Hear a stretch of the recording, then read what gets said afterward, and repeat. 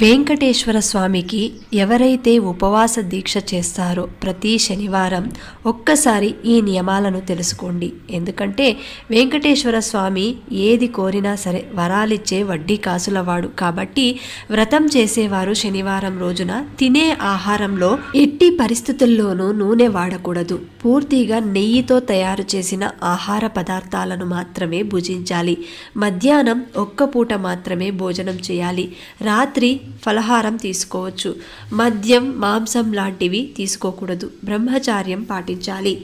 ఎవరైతే ఈ నియమాలను పాటిస్తూ 7 శనివారాల వ్రతాన్ని ఆచరిస్తారో వారి కోరిక తప్పకుండా ఫలిస్తుంది. ఇక ముడుపు ఎలా కట్టాలంటే, వ్రతం మొదలుపెట్టిన మొదటి రోజు ఒక పసుపు వస్త్రంలో 11 రూపాయలు దక్షిణ ముడుపు మూటలా కట్టి శ్రీనివాసుని పటం ముందు ఉంచి ఈ యొక్క సంకల్పం నెరవేరితే తిరుమలకు దర్శనానికి వస్తానని మొక్కుకోండి.